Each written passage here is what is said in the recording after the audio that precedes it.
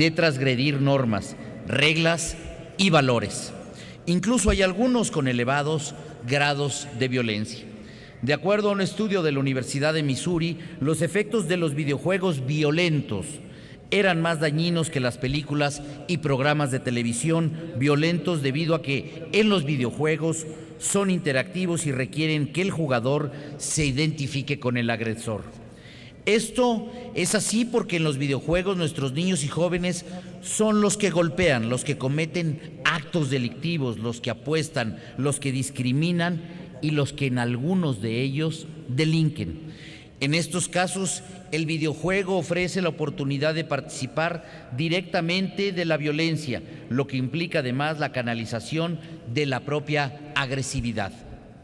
Muchos de nosotros somos padres de familia y probablemente se nos ha presentado la situación en la que nuestros hijos nos pidan algún tipo de videojuego, pero que no sabemos realmente de qué se trata o a qué es a lo que van a jugar, pero aún así se los adquirimos y se los permitimos. Precisamente son estos los motivos que busca regular la presente iniciativa. Busca regular la clasificación de los videojuegos para que los padres de familia puedan conocer por medios diferentes a lo que les reseñan sus hijos el contenido de estos. Es indispensable que nosotros como padres de familia conozcamos los contenidos a los que quedan expuestos nuestros hijos e hijas cuando se ponen a jugar este tipo de videojuegos, con la finalidad de ejercer cierto grado de supervisión.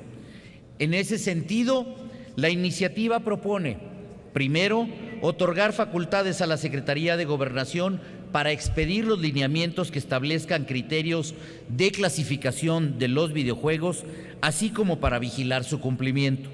Segundo, los distribuidores de videojuegos deberán imprimir o adherir en la portada de los videojuegos y en su publicidad la clasificación que corresponda, de acuerdo con los lineamientos que expida la Secretaría de Gobernación. Tercero, los comercializadores de videojuegos deberán abstenerse de publicitar, exhibir, vender o rentar videojuegos cuya clasificación no sea o esté visible. Cuarto, las personas que pretendan comprar o rentar videojuegos clasificados como exclusivos para adultos tendrán que acreditar su mayoría de edad. Y quinto, quienes no cumplan con las disposiciones anteriores serán sancionados con una multa de 226,470 pesos hasta 2,264,200 pesos. Además, es importante destacar que el presente dictamen, esta iniciativa, lograría un equilibrio entre la libertad de expresión y la libertad de comercio. Recordemos que las limitantes que admite la libertad de expresión tienen la finalidad de proteger la seguridad nacional, el orden y seguridades públicas, la moral y salud pública, evitar la apología del delito o la incitación al racismo o la discriminación, los derechos o la reputación de los demás y la vida privada. Por otra parte, es preciso subrayar que con las reformas no se impide la libre venta de los videojuegos, sino que simplemente la sujeta a su clasificación. En tiempos recientes hemos tenido lamentables experiencias en nuestro país, en diversos estados en donde hemos visto cada vez más a niños haciendo o teniendo actos de violencia, algunos muy lamentables, como lo sucedido en el Colegio Americano en Monterrey, Nuevo León. Es precisamente lo que buscamos con esta iniciativa, que se pueda tener el conocimiento de la clasificación y decirle muy claro a la sociedad mexicana que no estamos buscando prohibirles nada, sino verdaderamente tener la información para que cada madre, cada padre de familia pueda ejercer esa responsabilidad de tener el conocimiento del contenido a lo cual le dan acceso en este tipo de videojuegos y lo que debería de ser un pasatiempo para nuestras niñas y para nuestros niños, pero que también hoy en la actualidad es parte de su formación. Es por ello que sometemos a la Asamblea a consideración esta iniciativa, en la cual esperamos contar con su valioso apoyo y acompañamiento para que esto sea una realidad. Por su atención, muchas gracias. Es cuanto, presidente. Muchas gracias, senador Puente Salas. Túrnese a las Comisiones Unidas de Gobernación y de Estudios Legislativos. Corresponde ahora la palabra a la senadora Mariana Gómez del Campo Gurza para presentar a nombre de diversas senadoras y senadores del Grupo Parlamentario del Partido Acción Nacional un proyecto de decreto por el que se adiciona el artículo 878 de la Ley Federal del Trabajo. En uso de la voz, la senadora Mariana Gómez del Campo. Con su venia, senador presidente, agradezco a los senadores que se han sumado a esta iniciativa, la senadora Sonia Rocha, la senadora Sandra Luz García, la senadora Patricia Leal, el senador Francisco Salvador López Brito, el senador Jesús Santana y el senador Daniel Ávila. De acuerdo con el informe de resultados de los foros de justicia cotidiana 2015, elaborado por el CIDE, la justicia laboral es vista por empleadores, empleados, organismos empresariales, sindicatos y funcionarios como una justicia complicada, distante, incierta, poco confiable y propicia para actividades que contribuyen desafortunadamente a la corrupción. Este estudio señala que en la mayoría de los casos y debido al elevado número de asuntos que se ventilan ante la Junta Federal de Conciliación y Arbitraje o en las juntas locales, no se puede llegar a una solución a corto plazo. Quiere decir que los asuntos en materia laboral son sinónimo de procesos tortuosos y desgastantes para todas las partes. Por lo que respecta a la fase conciliatoria en materia laboral, el estudio del CIDE también recaba opiniones. Se afirma, por un lado, que la conciliación se ha convertido en un simple requisito que no logra dirimir la controversia.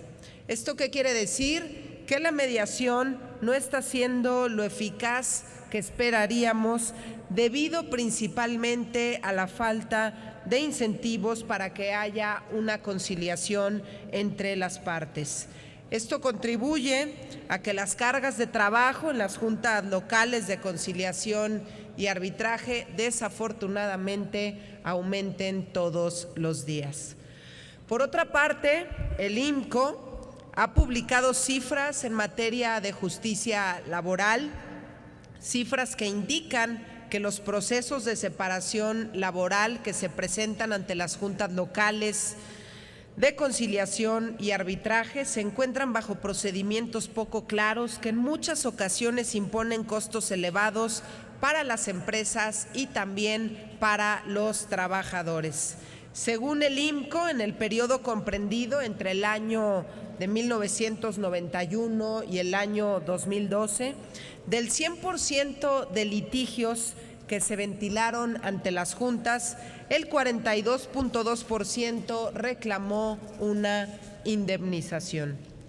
En segundo lugar, con el 15.2% solicitaron una prima de antigüedad y el tercer lugar, con el 14.5%, solicitaban aguinaldo. El pago de días de descanso lo hizo el 11.6%, salario retenido 10.3%, reinstalación 3%, entre los aspectos reclamados con mayor frecuencia. Es evidente que los principales problemas para la impartición de justicia laboral son la incertidumbre en las liquidaciones tanto para los empleados como para las empresas, los actos de corrupción que obstaculizan el proceso ante las juntas, la incertidumbre en el tiempo que dura un proceso laboral, la demora en el tiempo para realizar los pagos, los elevados montos demandados y las malas prácticas. Hay otro factor que interfiere en que las controversias laborales no se realicen de manera expedita. Es la falta de profesionalismo y calidad con el que actúan algunos abogados para alargar con toda intención los procesos con la finalidad de que los montos económicos se hagan cada vez más cuantiosos. El pasado 24 de febrero fueron publicadas en el Diario Oficial de la Federación las reformas constitucionales aprobadas por este Senado de la República a los artículos 107 y 123 en materia de justicia laboral. Artículos que transforman las juntas de conciliación en tribunales laborales y cuyo objeto es contribuir a una conciliación en los procedimientos para así erradicar las malas prácticas y acabar poco a poco con este cáncer que es la corrupción. Estamos proponiendo concretamente, y con esto cierro, presidente, una iniciativa en materia de justicia laboral que complementa y perfecciona la regulación actual. Esta iniciativa busca incluir en materia procesal laboral la figura del allanamiento, con lo cual se pretende garantizar el acceso de los trabajadores a una justicia expedita y va a contribuir también a proteger sus derechos y al mismo tiempo evitar que los procesos laborales se alarguen cada vez más y que dejen también de ser tan costosos para los trabajadores y para las empresas. Solicito se integre mi intervención en su totalidad en el diario de los debates y es cuanto, senador presidente. Gracias, senadora Gómez del Campo. Se atiende su solicitud. Túrnese a las Comisiones Unidas de Trabajo y Previsión Social y de Estudios Legislativos segunda. Corresponde ahora la palabra al senador Isidro Pedraza Chávez para presentar a nombre de los senadores Iris Vianey Mendoza, Dolores Padierna Luna, Luz María Beristain y Armando Ríos Peter un proyecto de decreto por el que se reforma el artículo 19 de la Ley Federal de Cinematografía. En uso de la voz, el senador Isidro Pedraza. Gracias, señor presidente. Compañeras y compañeros, a nombre de la senadora Iris Vianey, que es la que tiene inscrito esta iniciativa, me ha pedido que en su ausencia yo sea el que la lea, pero sí habría que mencionar, ratificar, que está suscrita también por la senadora Dolores Padierna, Luz María Beristain y Armando Ríos Peter, entre otros, y por supuesto, pues ahora ya me integro a esta iniciativa, con el objeto de generar condiciones de crecimiento para el cine mexicano, de acuerdo a las siguientes consideraciones. La cinematografía es una actividad cultural y educativa prioritaria para el desarrollo de México y es a la vez una industria que produce una importante derrama económica y es una significativa fuente generadora de empleos directos e indirectos, al tiempo que se constituye en un medio de comunicación que refleja la identidad e idiosincrasia de nuestro pueblo. En el caso de nuestro cine nacional, el eslabón inicial de la industria cinematográfica, el de la producción, afronta debilidades estructurales, entre otras, la baja capacidad desde el punto de vista de la oferta, los necesarios altos capitales de riesgo y limitada expectativa de obtención de márgenes de utilidad, el intrincado acceso al crédito preferencial y al sistema de garantías, la sujeción a altos costos financieros, la dificultad de constitución empresarial para esta actividad encargada de congregar y organizar un conjunto de creaciones, recursos y necesidades logísticas. En los eslabones siguientes de la cadena se dan también graves elementos perturbadores. Las distribuidoras y exhibidores de películas no tienen interés en promover las producciones mexicanas, enfocadas como están en sacar jugosas ganancias de las cintas estadounidenses. Es por ello que piden pocas copias de filmes nacionales, les dan escasa publicidad, y los exhiben en salas lejanas, lo que inhibe al espectador de las cintas mexicanas. Es decir, no existe una infraestructura industrial accesible a la cinematografía mexicana. No existen cadenas ni medios de distribución adecuados.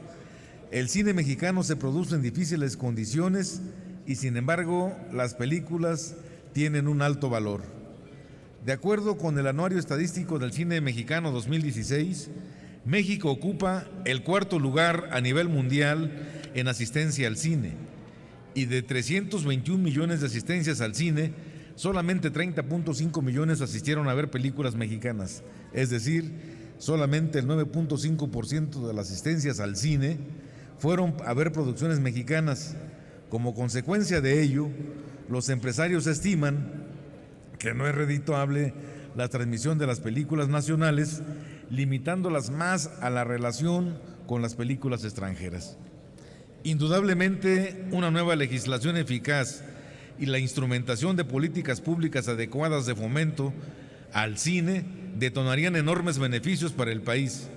Actualmente, el sector de la cultura aporta el 2.8% del Producto Interno Bruto a México, y el PIB de la industria cinematográfica representó el 8.2% del PIB en medios audiovisuales. Entonces, el comportamiento económico del cine es casi 3 veces más dinámico que el conjunto de la economía mexicana, como ahí sí se crece. No obstante, el cine mexicano ha quedado virtualmente al margen de la competencia por las condiciones de mercado que se le imponen, conduciendo a ello a que prevalezcan en nuestras pantallas las películas de producción o coproducción hollywoodense en una proporción casi de 9 de estas por una nacional.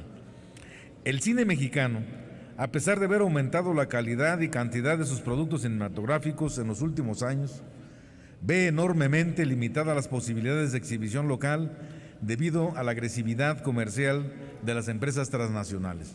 Frente a ello, resulta apremiante equilibrar desde la legislación esta situación de desventaja y desprotección del cine nacional ante una industria transnacional hegemónica que impone formas de distribución, exhibición y consumo, garantizando una cuota de pantalla y un tiempo de permanencia suficientes en favor de las películas mexicanas.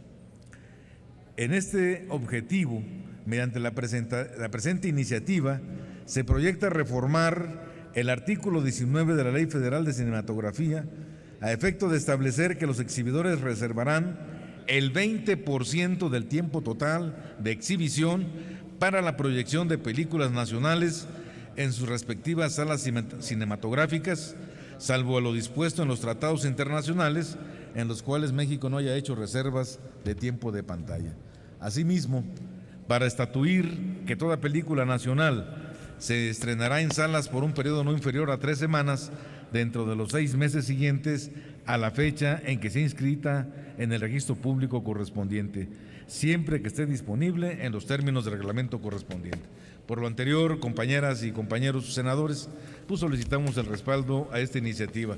Incluso, como colofón diría, que hace días aquí un grupo de artistas mexicanas se presentaron y en otras de las cosas plantearon el respaldo a la industria cinematográfica y a proteger la producción nacional, y creo que con esto que se está sugiriendo de reservar espacios en las salas, en las exhibidoras para producción mexicana, pues hará posible que podamos fortalecer esta industria de nuestro país, porque es generadora de empleos, como ya lo dijimos. Ustedes saben que Durango, Guerrero, varios estados de la República han sido sitios que se ocupan particularmente para la filmación de películas, y que ahora, pues yendo con esta derrama, esta industria que genere posibilidades con la protección que se le brinde, pues podemos incrementar esto. Muchas gracias, compañeras y compañeros senadores. Muchas gracias, senador Pedraza Chávez. Túrnese a las Comisiones Unidas de Radio, Televisión y Cinematografía y a la Comisión de Estudios Legislativos. Perdón, la senadora Senador Pedraza, ¿es usted anuente a que suscriban? La senadora Lorena Cuellar. Tome nota, servicios parlamentarios, de las senadoras y senadores que desean suscribir la iniciativa en comento. Los senadores, se está tomando nota. Corresponde el uso de la tribuna el senador David Monreal Ávila, del Grupo Parlamentario del Partido del Trabajo, para presentar un proyecto de decreto por el que se modifican el artículo 102, así como el artículo 18º transitorio del decreto por el que se reforman diversas disposiciones constitucionales en materia político-electoral, publicado el 10 de febrero del año 2014, ambos de la Constitución Política de los Estados Unidos Mexicanos. En uso de la tribuna, el senador David Monreal.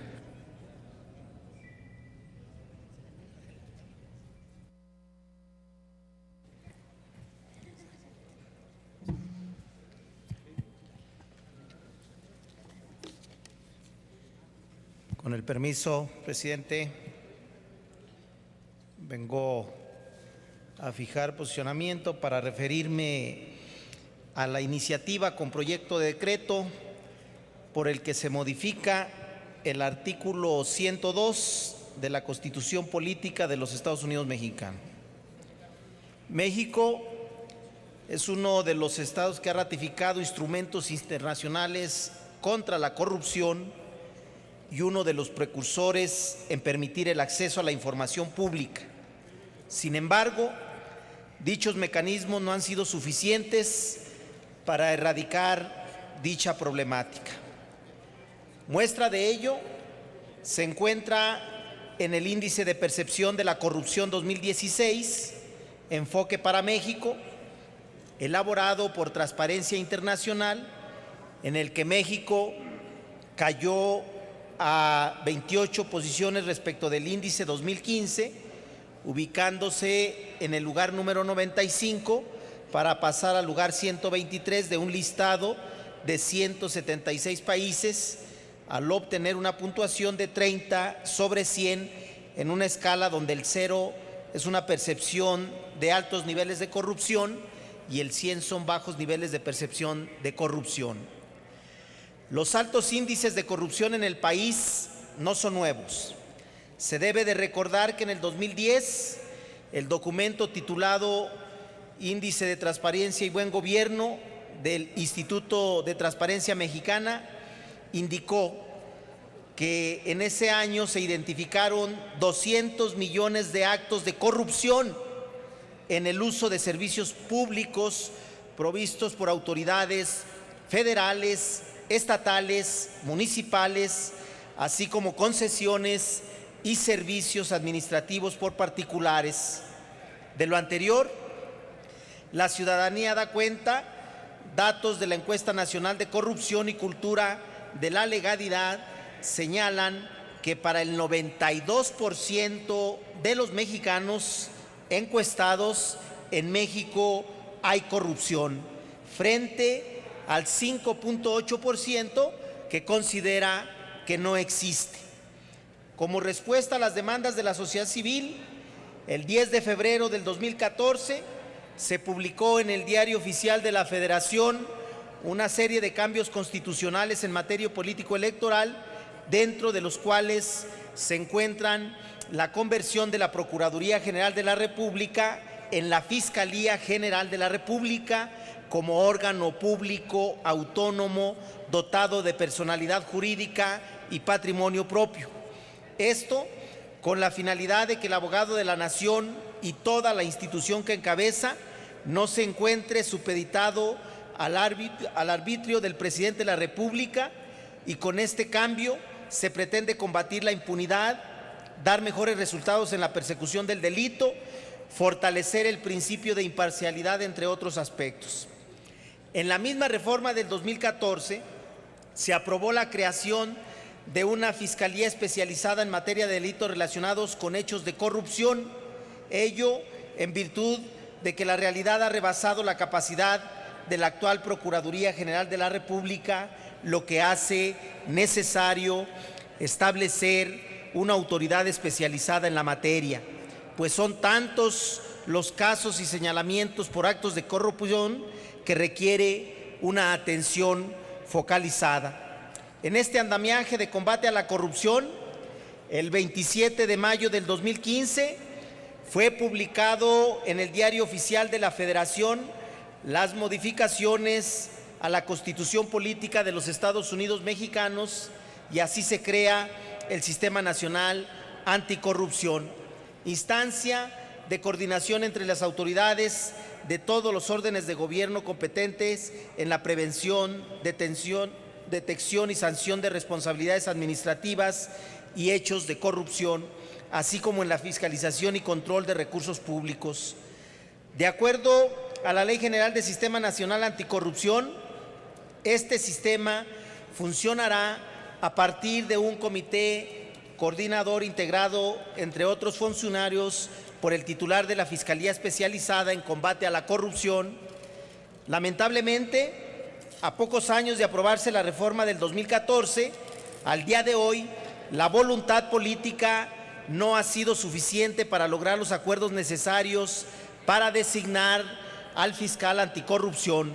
Incluso, el pasado 3 de abril se instaló formalmente el Comité Coordinador del Sistema Nacional Anticorrupción con la ausencia de dicho fiscal.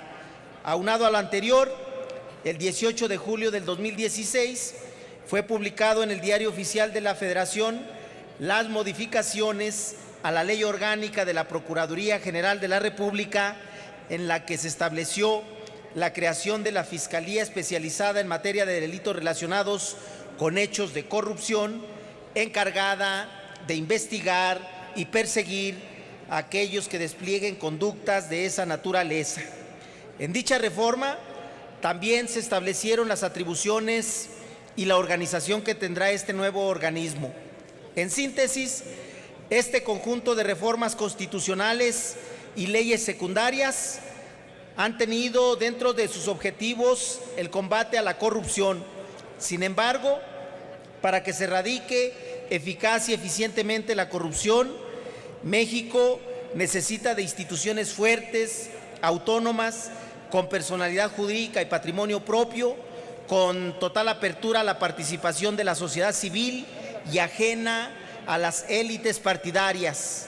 De no ser así, se estará cayendo en un círculo vicioso.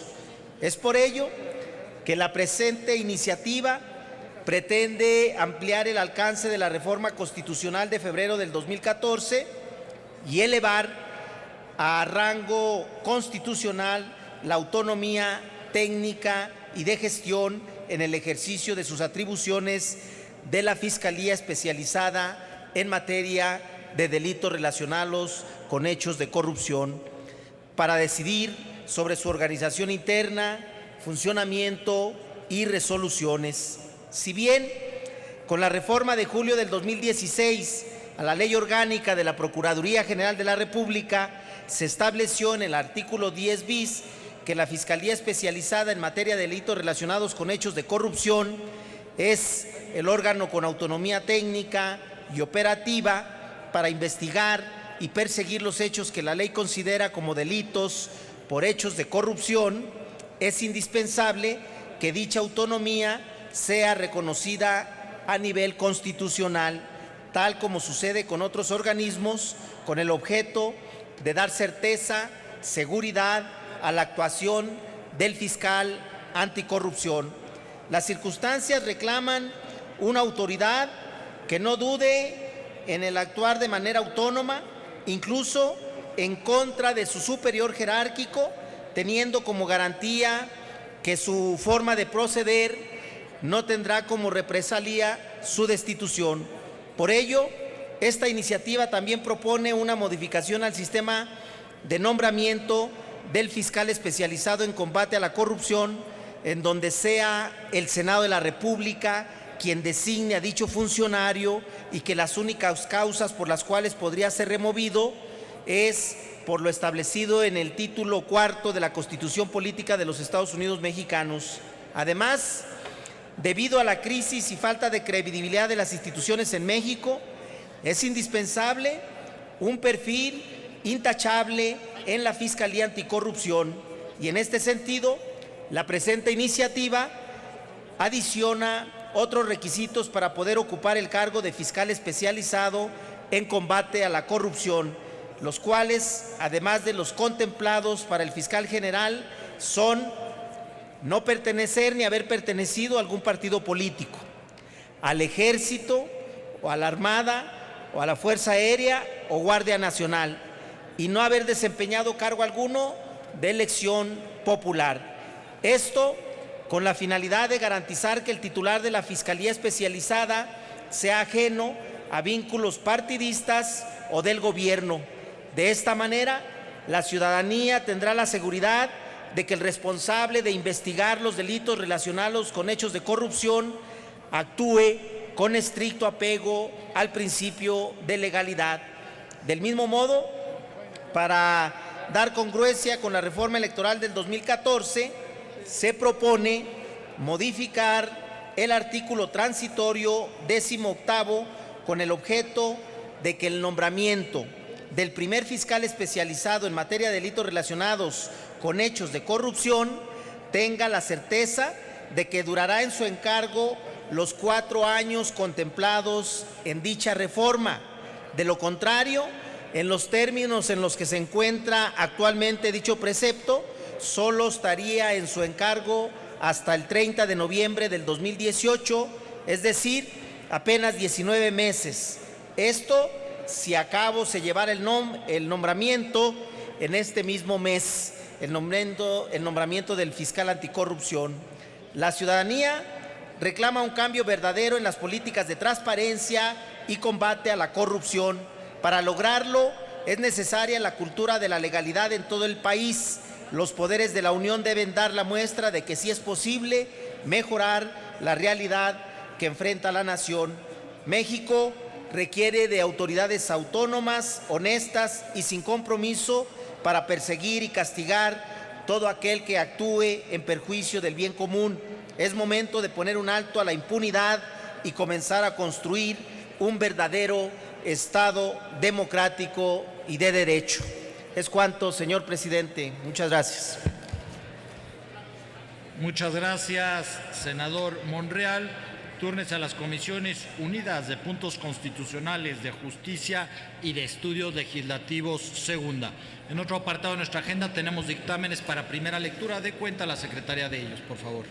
Tenemos los siguientes dictámenes para primera lectura. Una de las Comisiones Unidas de Turismo y de Estudios Legislativos segundas, con proyecto de decreto que reforma diversas disposiciones de la Ley General de Turismo.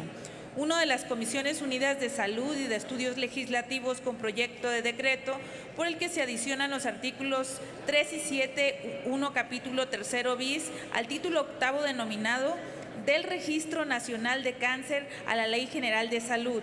Uno más de las Comisiones Unidas de Comunicaciones y Transportes y de Estudios Legislativos segunda con proyecto de decreto por el cual se reforma el párrafo 5 del artículo 6 de la Ley de Caminos, Puentes y Autotransporte Federal.